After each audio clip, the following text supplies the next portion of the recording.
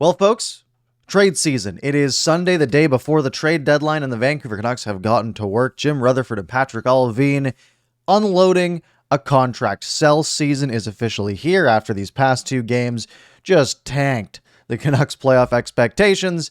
And the move being made is Travis Hamonic to the Ottawa Senators. Now, on the Senators' perspective, I don't really get this move. Travis Hamonic has a contract that the Canucks just can't really afford to pay.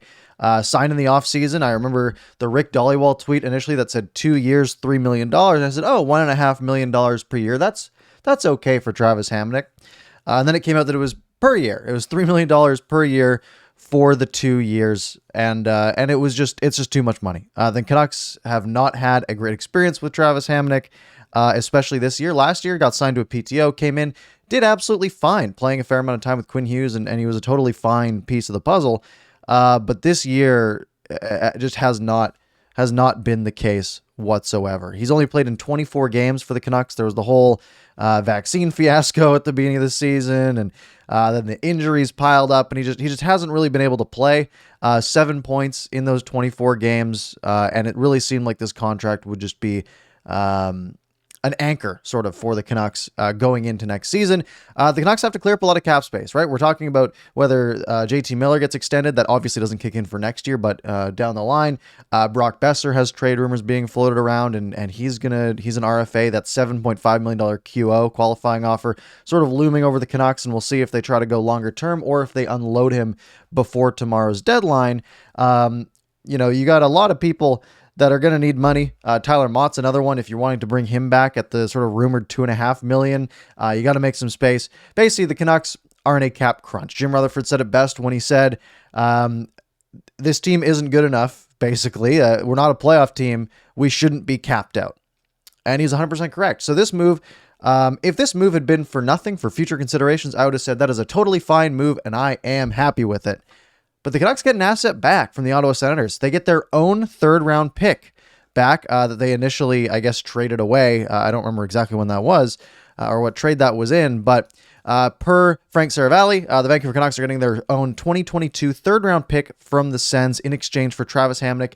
And the big key, no salary retained. So the Vancouver Canucks do not have to pay any of Travis Hamonic's contract for next year. That clears $3 million off the books, which is nice. They're going to need to go out and use that on defensemen.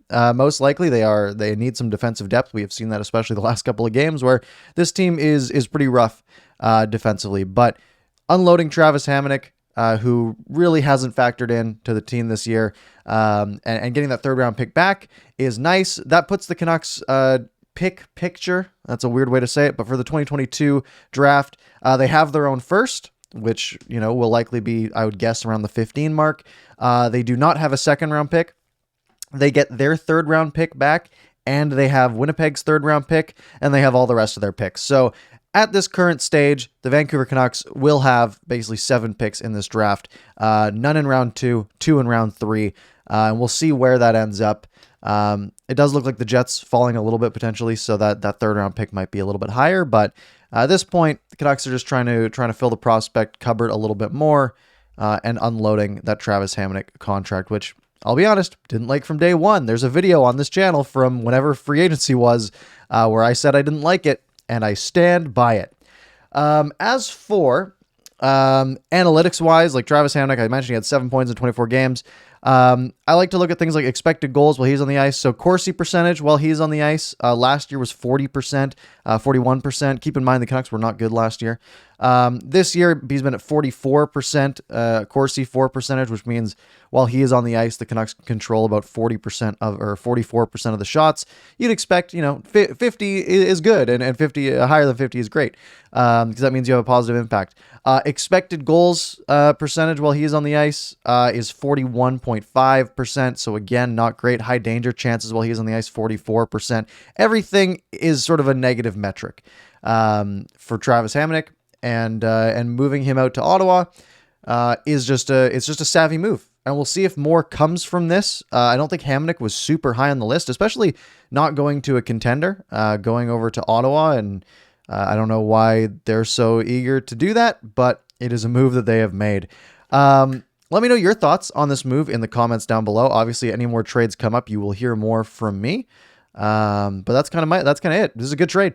This is just a win for the Vancouver Canucks. And they haven't had a couple wins lately.